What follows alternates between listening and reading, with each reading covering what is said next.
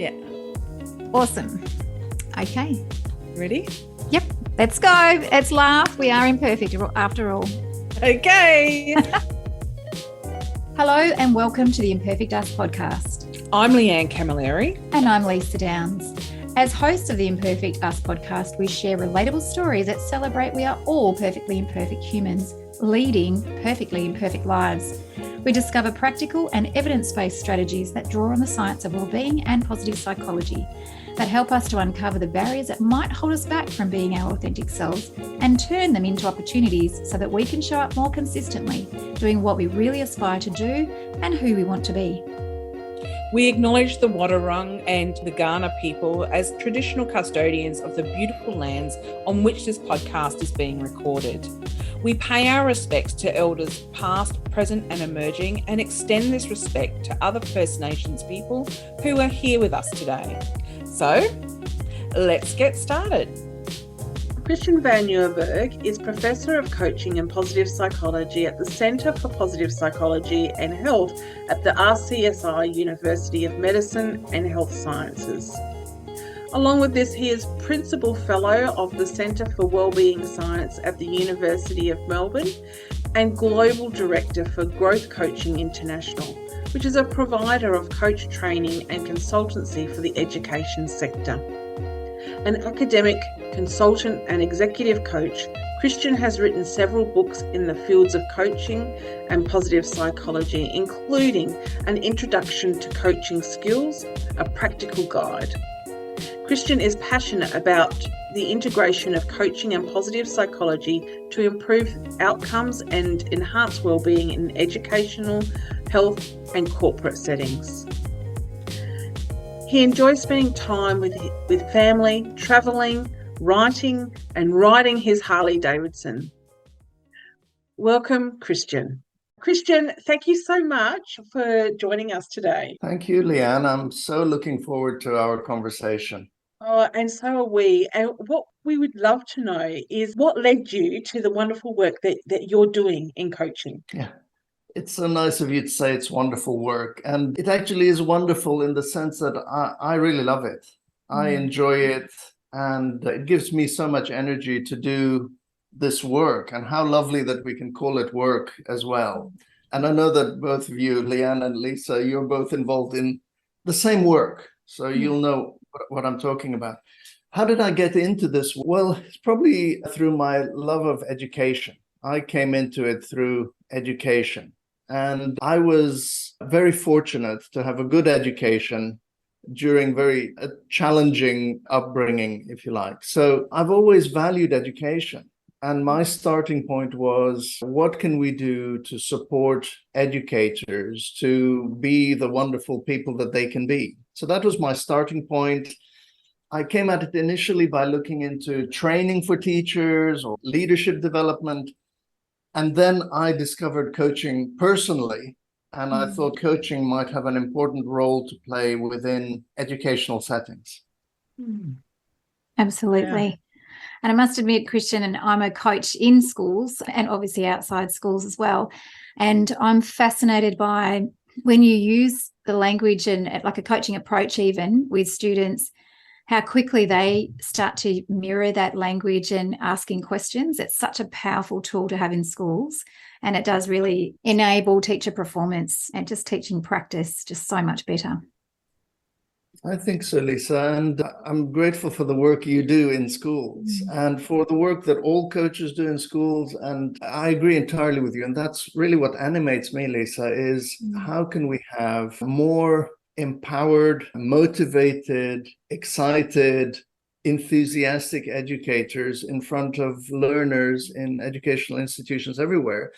And of course, coaching isn't the only way of doing that. I'm not pretending that coaching is the solution we've all been waiting for, but I do believe it's part of it. And like you, Lisa, I work in schools and I've seen it on the ground. I've seen how it can be transformative, both for educators and also importantly for learners. Well, that might actually lead into the next question, Christian, too, because what we would love to know from your expertise area is how can you help our listeners to understand a little bit more about what coaching is and some of the benefits for the coach, but also the coachee, because there is quite a relationship between both.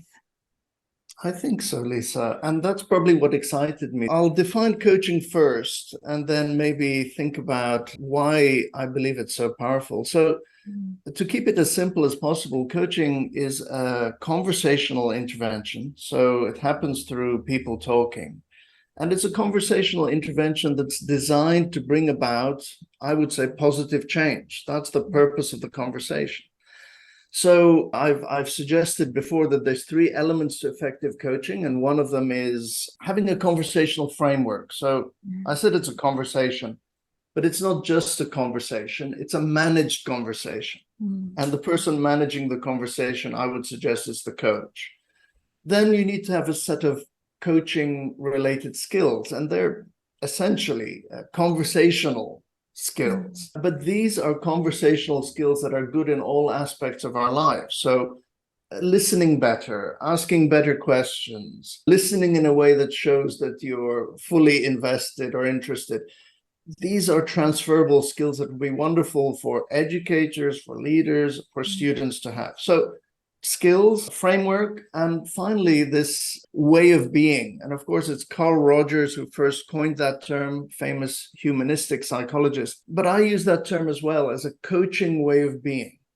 And I think the third element of effective coaching is that we have that way of being, which is, I'm interested in you, I'm interested in your growth, I value you, I believe in you. And as I talk about this, I hope that listeners will immediately think, wow, the best teachers have that way of being. So the great thing about coaching is that in learning to become a coach, you develop that ability to manage a conversation in that positive way. You develop conversational skills that are relevant across one's life, and you start to think more about your own way of being. Having those conversational skills, and the more we're listening as well as being curious and understanding, you really do build a strong connection between each other because you've spent that time having that time to really get to know each other and dig deeper into what they're working on, what they're wanting to achieve. Exactly, Lisa. And there's a wonderful interrelationship between this idea that coaching itself is a great way of building connection and therefore relationships. I believe that strongly. And the research into coaching psychology says that the most important factor in successful coaching outcomes is the relationship. So but I would say it's all about the relationship. And Lisa, when people ask me, what difference might coaching make in schools? The tangible difference for me is the quality of the conversation. So the conversations improve. And my argument that when conversations improve, relationships improve. And when relationships improve, better learning is likely to take place. Because as you know, Lisa, for me, coaching in education the end result is better learning, development, and growth. That's what the purpose of coaching in education is all about. Yeah, definitely.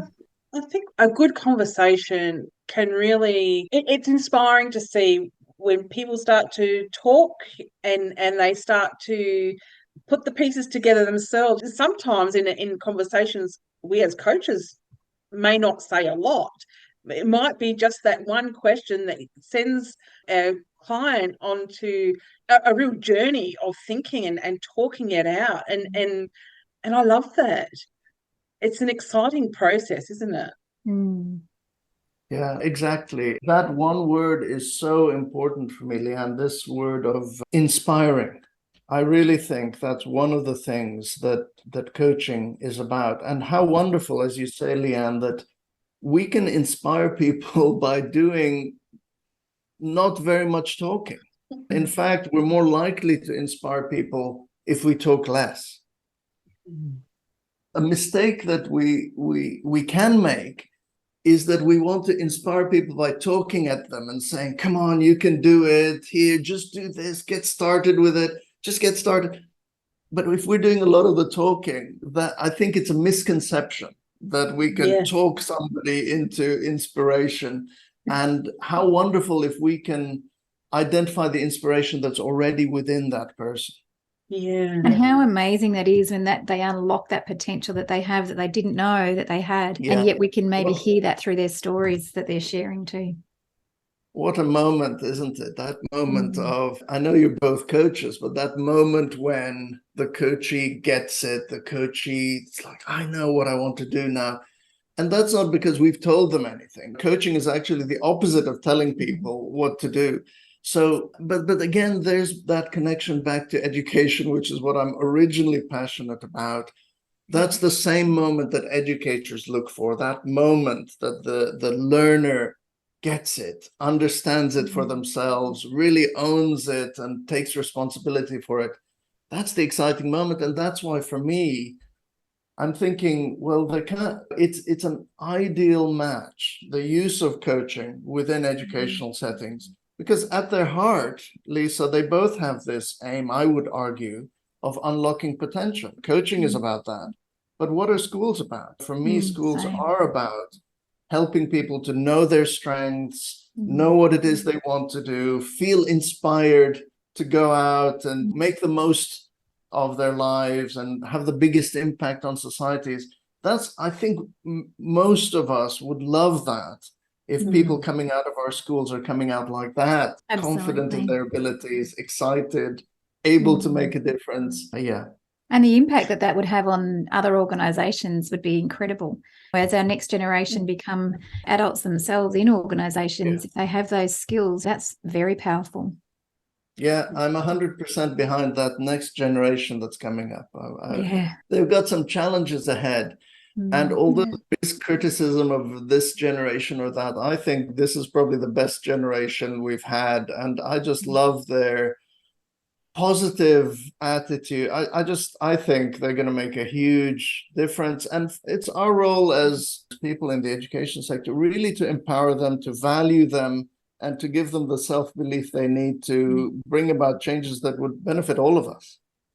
Champion them for sure.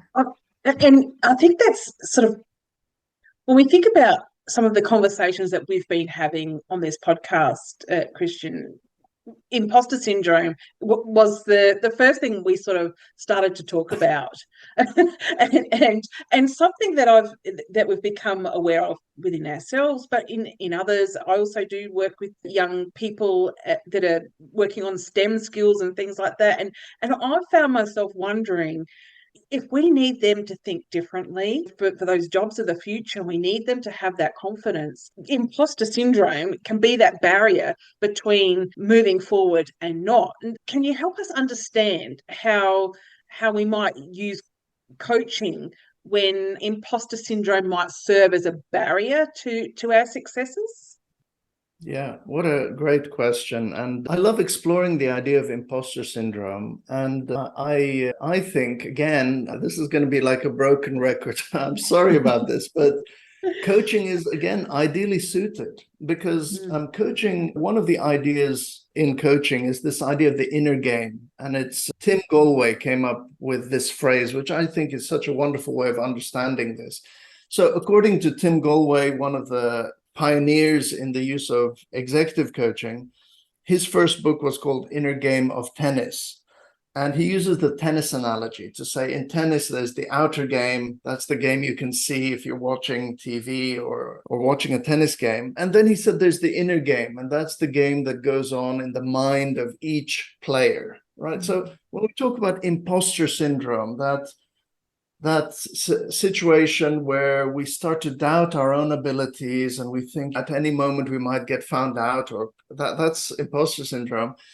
That's inner game stuff. So that's our own mind starting to doubt, a little bit of self-doubt, a little bit of self-criticism. Am I able to do this? Who do I think I am?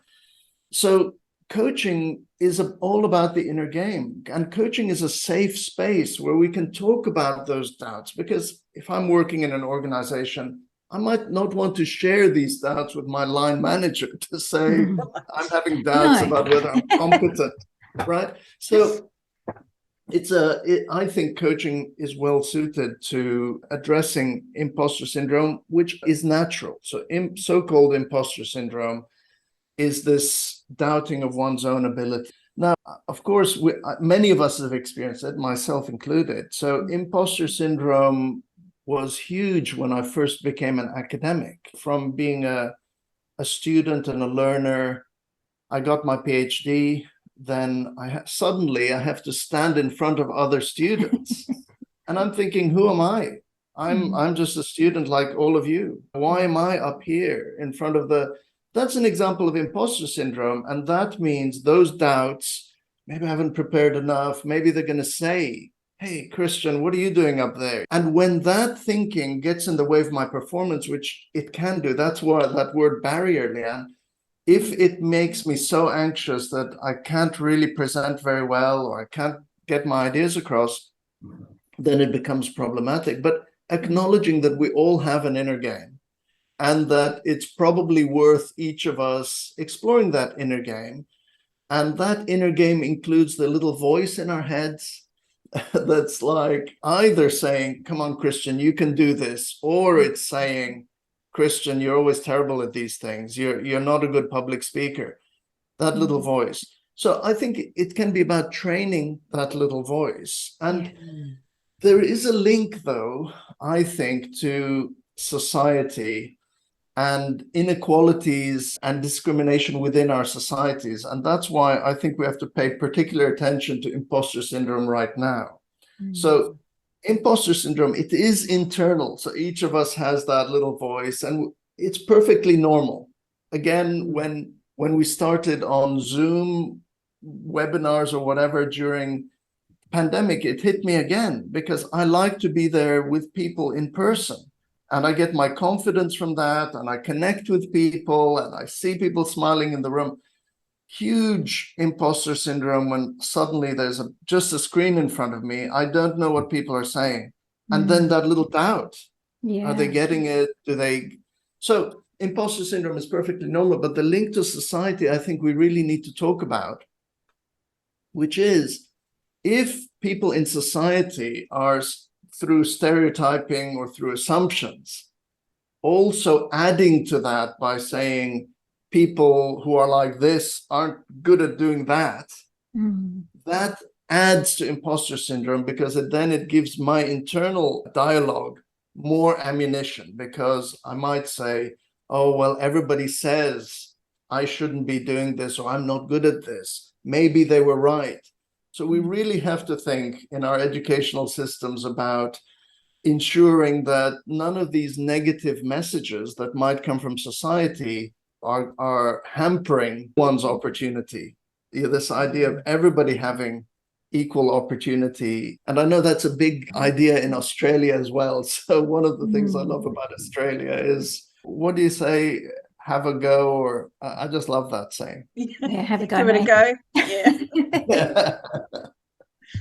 And it is true. But then on the flip side of that, there's also that really terrible tall poppy syndrome in Australia that can probably add to some of that as well. So, but I think that's getting a little bit less. And I think people are a bit more, I suppose, informed and thoughtful about it and challenge that in a little way, which made me think about when you were talking about the inner game. And Leanne and I have been talking a lot about not necessarily using imposter syndrome anymore as the term, but changing it and talking about that inner critic and inner coach.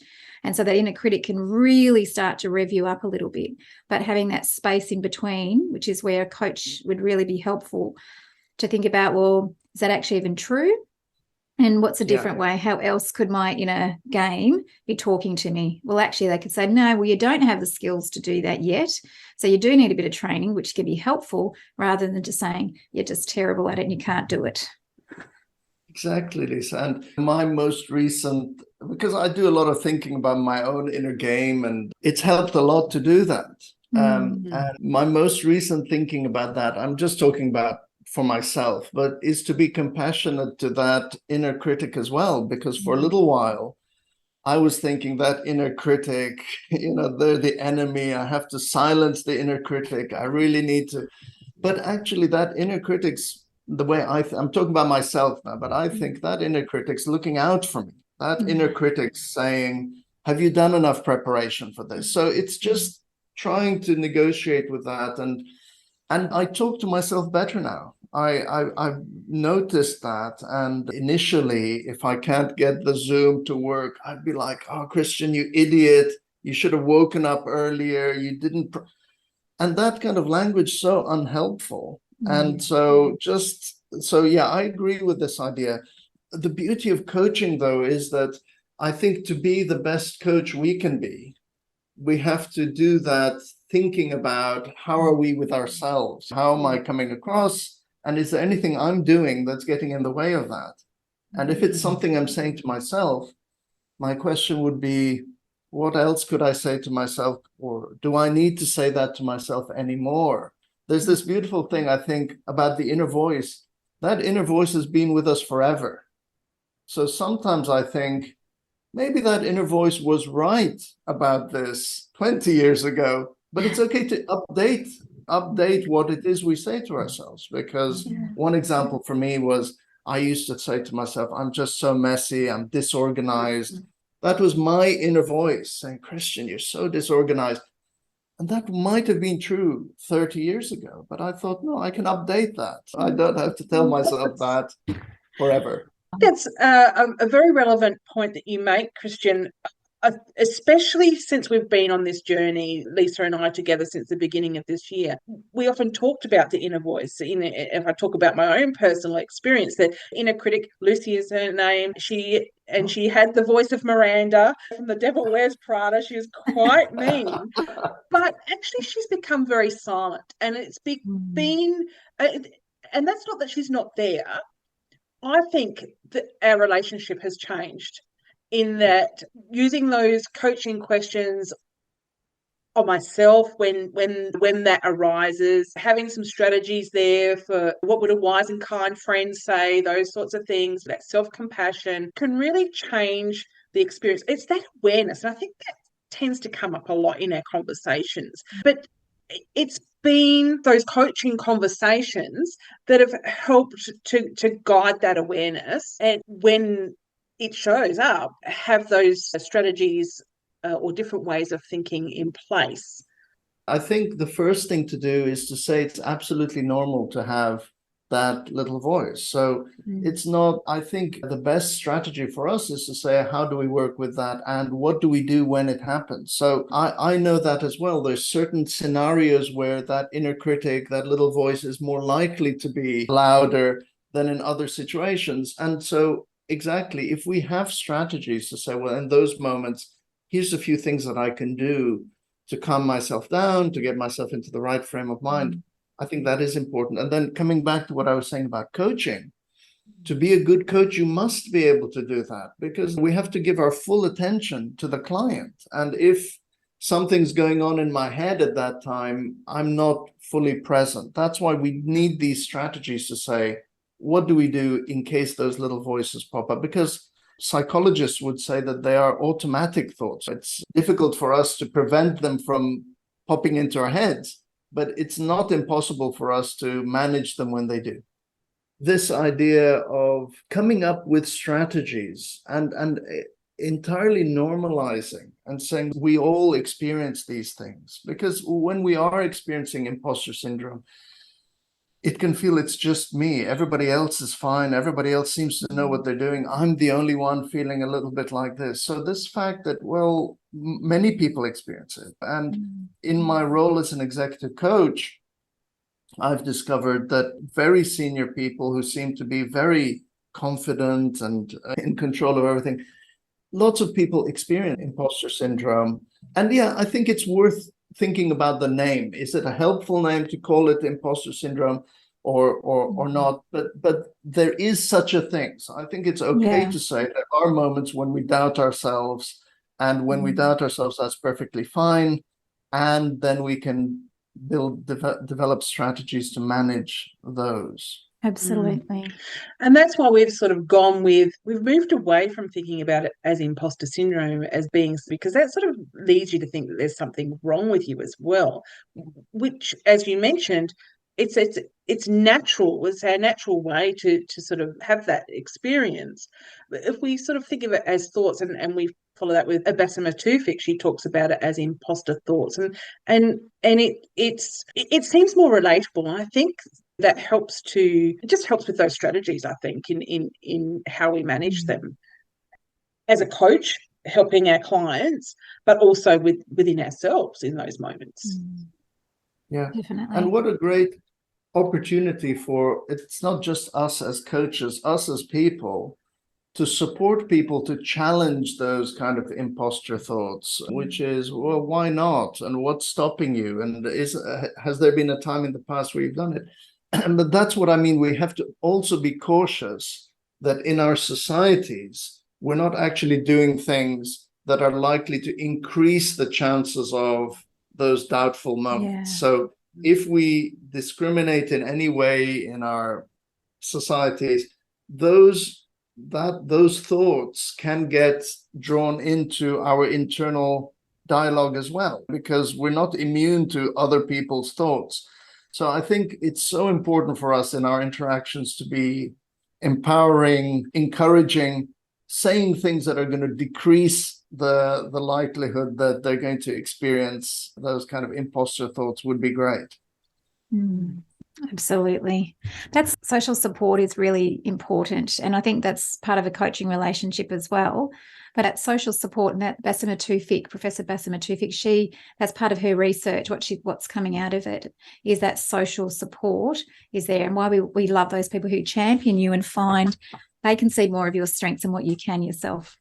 So, Christian, just what would be your top recommendations for those of us who are existing coaches or wanting to be a coach to build their coaching capacities or capabilities?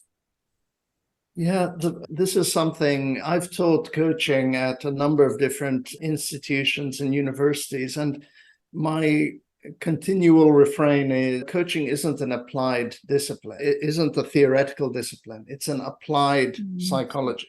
So rule number one would be practice. That's one way we get better, is practicing. And if you think, well, I'm not going to be able to sit and suddenly tell somebody I'm a coach, you can just practice active listening with people already in your networks, friends, family, work colleagues. You can practice asking thought-provoking questions. So, for example, the big difference between questions in coaching versus questions in social settings is in coaching, we don't ask the question because we want the answer. In normal everyday conversations, if I ask a question, it's because I want the answer. In coaching, it's asking questions to get the coachee, the client, to think differently. So we can practice those things already. So rule number one would be practice a lot, because we learn through practice, especially in coaching. And coaching is one of these things that's very difficult to sell, if you like. It's very difficult to convince somebody, oh, coaching is a great idea. But if you experience it, it's a completely different matter. So practice is important. Second one, focus on yourself. And I know this sounds strange because coaching is all about supporting the other person. But there's a funny little dichotomy or a paradox in coaching. And that is that, and I've said to people learning to become coaches, I've said, the first thing you need to know in coaching is it's not about you, right? So in coaching, if you're the coach, it's not about you. It's all about the other person. That's true. And at the same time, it's all about you as the coach. And that's what I was talking about, way of being. So the big question that I'd invite all coaches to think about, but maybe all teachers as well, and maybe even all leaders, is how do I need to be as a person that's going to encourage the people around me to feel valued, to want to grow and develop, to believe in themselves? That's a huge question, right? But I think it's a relevant question. It's because imagine the way your teacher is or was, that had a huge impact on you beyond what it is they taught you. So the way you are. So that's another thing I would recommend to particularly existing coaches who are thinking, I want to go to that next level, is maybe do some more thinking about yourself and how you are and how you'd like to be, so that people around you want to grow and develop. And the third one is just have that learner mindset all the time, and ask yourselves, how can I rekindle that learner mindset? I'm open-minded, I'm keen to learn new things. So probably one of the enemies of coaching is certainty or truth, this idea. So as a coach, I believe something to be true. I think that can get in the way of good coaching interactions, because I need to be open-minded. I need to be non-judgmental. I need to be curious. So how do you sustain that curiosity in yourself? And to make it practical for people, visit museums, read the kind of book that you'd never read before. When you go to a restaurant, pick the thing you wouldn't normally pick on the menu. Just do things that get you more open to change, trying new things, being curious. That'll help in coaching. That really makes me think. I love that thought of just changing the way I am, that way of being. Something I hadn't really thought about. That's the risk, I think. Thank you, Leanne. That's great feedback here, because I like to be thought-provoking, hopefully in a useful way. But we can get caught into habit so I do a lot of coaching in different parts of the world. If I take with me this idea of this is how things should be done, or this is how education should be, or this is how people should think about careers, that can get in the way, and that's going to make me judgmental. So I really try to be really open to, I wonder, I'm curious. And that idea of I'm very sure about this thing, I have to realize that every time I say I'm very sure about this, there's a risk that I'm not going to be open to other ideas. Because logically, here's the inner game again. If I know something to be true, why would I still look for answers? I know it already. I know this. So that idea of, and that's a coaching thing, I think, being much more tentative with what it is we know, what it is we say. Yeah. Christian, with that in mind, I'm curious to understand the advantages and benefits of using coaching in education and workplaces. Yeah, the big advantages of using coaching in educational settings, and it applies to other contexts as well, is that coaching is a methodology that inspires. I'm going to come back to your word, Leanne, there. The research into coaching shows that it works, in the sense that coaching can support people to make positive changes to their behavior. So that's been shown. And that's, some people would argue, not me, some people would argue that's the main purpose of coaching, is bringing about improvements in performance or change in behavior. But the so-called side effects are more important for me. So the thing about coaching is that in supporting somebody to achieve a particular goal, which is what it was designed to do, during that process, the so-called side effects is increases in self-esteem, because in coaching, the person figures out how to do that thing for themselves. Improved self-efficacy. So if I can do this is the coachee speaking now. The coachee is thinking, if I could do that, maybe I can do this other thing. Enhancements in self-belief, confidence, more motivation, higher engagement, increased resilience. All of these are so-called side effects of you figuring it out for yourself. So that's the huge advantage of using coaching in organizations. Now, there are some risks of fully embracing coaching in organizations, and I've implied this before. It's not the only solution. And I don't think we should ever say coaching is the only way of interacting, or that coaching approach is the only way we talk to people around here, because it isn't. There are times when mentoring is a more suitable intervention. And if there's expertise within an organization that needs to be transferred, then mentoring is the right approach.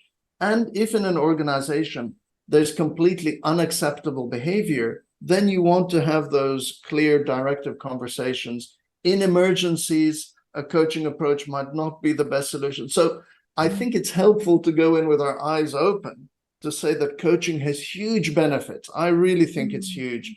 And for me, the one thing that really captures what are the benefits is I think coaching leads to success and well-being together. Yeah. That's the Yes. advantage of coaching for me. Absolutely. And even when you were just explaining the side effects being greater, higher self-esteem, self-belief, confidence, high engagement, resilience, they're all part of what helps you to have good well-being. Absolutely. Oh. And let's go back to schools and ask the question, what are they for? And if you were to talk about those things and say, look, what if there were an intervention out there that really helps to boost self-confidence, self-esteem, builds resilience, in addition to all the other valuable things we learn in our educational settings? Wouldn't it be wonderful if consistently and all across the world we could have young people emerging from our educational institutions with those qualities? So coaching can do that for students, but also it can do it for educators, because it's a tough job being an educator. Lisa, you know all about that.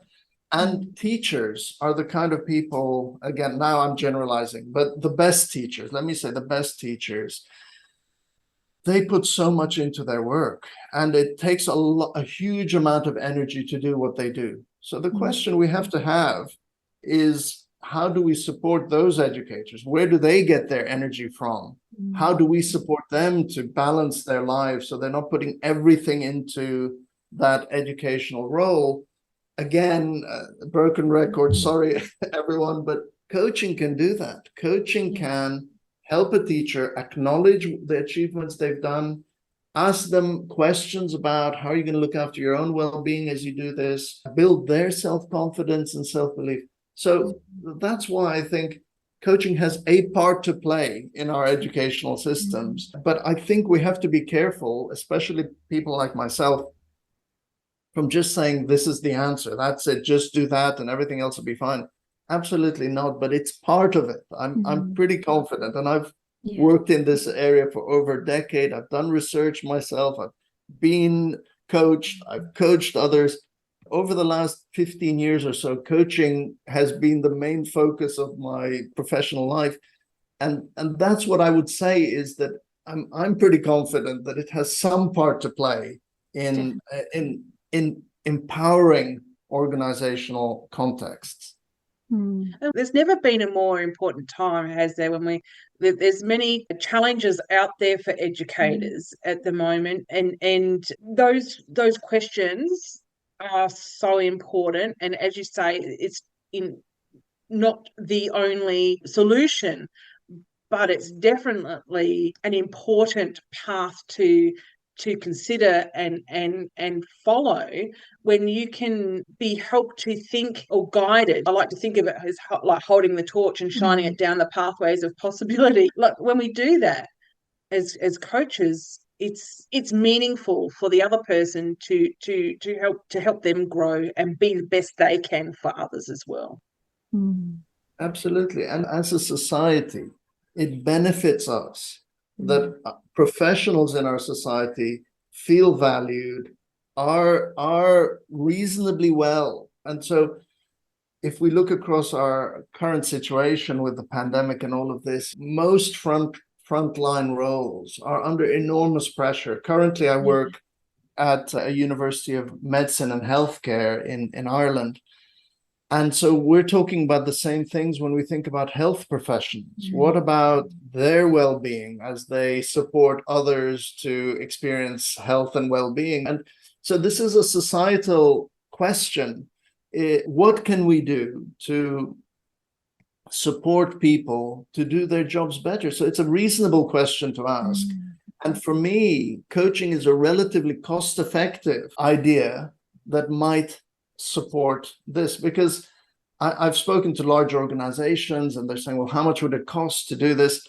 But the cost of not doing it, I know it sounds like a crazy idea, but the cost of not doing it, burnout, people's lives destroyed, overworked, away from work, family problems. There's a huge personal and emotional cost that we have to factor in. And again, coaching isn't the only answer. There's lots of ways we can support people, but I would argue simply the offer of coaching in organizational contexts has value already. So even people who might not want to be coached or don't feel they need it, knowing that there is such a service available within their context may take some of the pressure off, knowing that there's somebody they can talk to.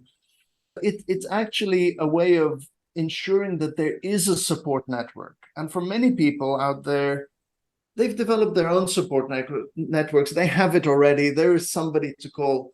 But how do we guarantee that for everybody in an organization? Well, by saying we have a coaching service available for anybody. Anytime you're feeling overwhelmed, anytime you're thinking about the next step in your career, there's someone you can talk to. I think that could add huge value. Absolutely. I was reflecting just very quickly on some work I did as a leader in the school that I'm currently at. And when I first started the coaching process with them, I was nervous, of course, as a new leader.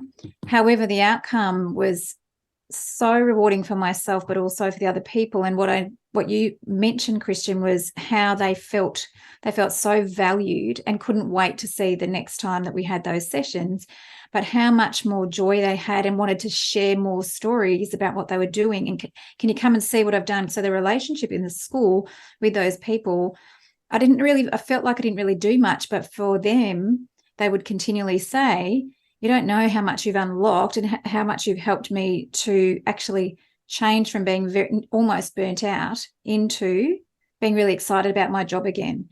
And just those simple things, it's such an effective tool, but it also builds relationships. And what my bigger point is, what you were saying is they felt so valued that I spent time with them.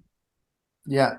And it's all about, I think, being seen. So imagine you're an amazing teacher and you're putting in all the hours, you're coming up with creative ideas, you're so student focused. Just that being seen. And like you said, Lisa, somebody listening to their stories, acknowledging them. Now, the reason it's so important for our teachers to feel valued in the way you talked about and experience how wonderful it is to be seen in that way is because we want our teachers to do that to our students. And if you experience it yourself. So on the other hand, and this is the dark side of all of this, imagine your teacher, you don't feel valued, you think you're underpaid, society thinks that you don't work hard enough. Imagine that experience. This is the exact opposite. And then that's contagious across the whole school, I would say. They would become that kind of negative. So it can be transformational, I think, to bring that perspective of let's see people, let's acknowledge them, let's value them. And it works right throughout the education system. So we want our learners to be valued and seen. If that's the case, our teachers and other staff and support staff need to be seen and valued. The school leaders, what about them? How tough has it been for school leaders right now during the pandemic? They need to be valued and seen by people who are above them in the educational hierarchies. So it really is about a change in mindset, and we're all human beings, and it's about saying, how can we interact with one another that empowers each of us, that makes us feel better as a result of the interaction? And Lisa and Leanne, you're both coaches. You probably feel what I feel after coaching interaction. I feel better about being a human being. I just think, well, that was what a wonderful way to interact with another human being. I feel like it's such a privilege, really. Absolutely. Besides your most fantastic work, Christian, which we will obviously share in the show notes for others to find you and explore all of the great work that you're doing. But is there an app or a book or a podcast or a TED Talk that you might recommend to other listeners who might be really wanting to delve into a little bit more about coaching? Yeah, there's quite a lot of things, but I did want to pick one, because if you say a lot of things, people are going to go away and be overwhelmed with it. So the one book I'm going to recommend is one that probably had the biggest impact on me professionally, a book called Helping by Edgar Schein. And the subtitle is How to Offer, Give, and Receive Help. And Edgar Schein is one of the leading organizational psychologists. And what I love about this book is it highlights that helping others is actually quite complex. And the reason I find it powerful is I think that's what we as coaches are interested in doing, helping others. I think that's what teachers are interested in doing. So I think just understanding the complexities of helping can be a really valuable insight. And it really made a huge difference to my professional practice.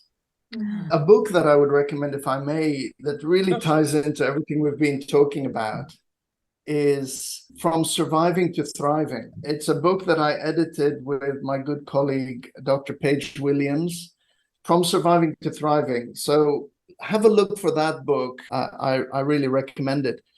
And there's my own website, which is www.icce.uk.com. And what I'm trying to do on that website is just put a lot of free resources on there. So the whole idea about the website is there's free stuff on there. So that would be a good resource as well. Thank you so much. One of the other things that we do with all of our guests is to ask them about a little self-care strategy that they might be drawing on at the moment and to share with our listeners. So do you have a special self-care strategy or something that you love to do for yourself from your own wellbeing kit? Yeah, I like the Have a Wellbeing Kit, Lisa. Thanks for that question. And I've developed my kit significantly during the pandemic, which I found very difficult. It was a very difficult time and still is. And so I think some of these strategies became more explicit. So I'm going to give a few if it's okay. And Sure. I'm not recommending these. These are things that I did that helped my well-being. And they're very simple, which is why I wanted to share them. One is do a puzzle. I realized as I was growing up, I used to love puzzles. Such a mindful activity for me. So what I would do in the mornings when I woke up, instead of go straight to my laptop or whatever, designate 20 minutes for puzzle. It's so immersive. You get in flow. Standing during meetings, the listeners won't be able to see this, but I've been standing during this. I do get fidgety sometimes. That's how I am, but also it gives me a different energy. So throughout the day, some meetings are seated, some meetings are standing. That's been great for my well-being. And sitting all day would be bad for my well-being. I know that.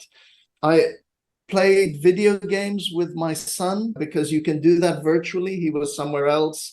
So we play on our PlayStations. That was great for my well-being.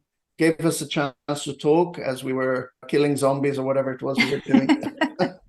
And then I love your podcast title, that we're not perfect. And that's perfect. That's okay to not be perfect. We make mistakes. Being compassionate with myself. And something I developed during this pandemic period was a photo album on my phone of special moments. I collated 12 photographs that are my lovely memories. And sometimes if I'm feeling a little bit down or flat, just look at that. And then the most important thing that emerged for me was getting out during breaks. So if there's a 20-minute break or something, especially during a Zoom, sometimes I just go sit somewhere else in the house. But then I realize just going out, even if it's 10 minutes, 5 minutes outdoors and back in, it would just give me that boost. But broadly, in answer to your question, I hope that's what we all take away from this pandemic, is that it's good to be intentional about our well-being. Let's not hope that through our random everyday activities, all of our well-being needs are going to be met. Let's be intentional about that, and let's build some of these things in. And just to wrap it all up, I think especially for teachers who have busy days, they're constantly on from very early in the morning till very late. I think the idea of integrating very small well-being interventions that work for them. So not any of the things I've said, maybe whatever works for each person, but somehow building it into our everyday might make a difference. Christian, we are so grateful for the time that you have spent with us today. Thank you so much. Thank you, Leanne and Lisa, for creating this opportunity. You've created a wonderful platform. As I said, I love the title, Imperfect Us. I think if we can just convey that feeling to everybody that we don't need to be perfect, that we can be compassionate with ourselves, and just acknowledging that we're not perfect and being comfortable with that could inspire others as well. Oh, he's divine. I have to say, I was so excited to even start this conversation because I've met Christian before, and every time I have met him, he has been exactly the same, that beautiful, calm sense, but the energy about bringing out the best in people. And there was just so many moments there where I just thought, oh, I just want to wrap all of that up. Me too. And like you, I've read a lot of Christian's books, been a student of his, been to his presentations, and I always walk away feeling like my cup is full. And I just felt it was such a thought-provoking conversation, inspirational when we think about the possibilities of the impact of coaching. And then when we think of transformation, I wrote that word down here, the transformation that can occur from a coaching conversation is impactful, isn't it? So one of the things that I really appreciated with him was explaining the benefit for the coach and the coachee, and how important that holding that space for people to basically they've got all of the skills and the potential within them, but they might not identify that. So asking those really rich questions, those powerful questions that help you to discover what your goals are, how you might get there. And it's that real self-discovery, which is what I feel coaching is all about. And then helping them to then find out, well, what are those goals that they're wanting to work on? And then what might be some of the barriers that get in there, but also how to achieve that. But it's not directing them, it's helping them, guiding them to do that themselves, which we know what motivation is like. When we have motivation, they're more likely to be able to want to do that goal. Yeah, absolutely. I wrote down his 3 principles: the practice, focusing on self and how we want to be, or how do I need to be as a person, and that learner mindset of being open-minded. And I think there is the awareness there is so important. And when you're tapping into that curiosity all the time too, is that you're able to keep asking those really rich and open questions. I love that. Provoking questions he actually talked about, didn't he? Provoking questions. Yeah. But really provoke the coachee to think differently. Yeah. Oh, there was just so many things. The side effect of coaching, I wrote these things down too, and he talked about the risk, and I think that was a really important thing to talk about, because sure, there's things to think about when we think about, is coaching right for me or my organisation, my team, but those side effects, the increase in self-esteem, the increase in self-efficacy, self-belief, self-confidence, and engagement. Yeah, that resilience. It's like there's so many things that can come from a conversation. So all of those things are really amplifying our well-being. So you're feeling valued, you're feeling heard, seen. You're actually working towards something that you really care about, but you've got someone who is championing you to be able to do that and support you through that process. So that's the relationship is just amazing. I also really liked when he was talking about the inner game, that book, and I just thought the connections that we had with that is that inner critic and inner coach, that internal game in our head that can either derail us or actually help us to think differently again. And that inner game goes on consistently. It is there, but how do we manage that, and how do we resolve some of it and find a new learning in it? Well, there's so much. There's just so much from this conversation. I cannot wait. Cannot wait to share this with our wonderful. Yeah, it's a goodie. Well, bye for now, everyone. Okay, bye. Yeah. And thank you for listening to the Imperfect Us podcast. As always, we are extremely grateful to our executive producer, Brenton Ainsworth, for helping us to put this episode together. If you've enjoyed this podcast, please share it with someone you care about, and we would be grateful if you could rate this podcast on iTunes. To continue the conversation and see what we're up to, you can connect with us on LinkedIn. Just search for Imperfect Us. Bye for now.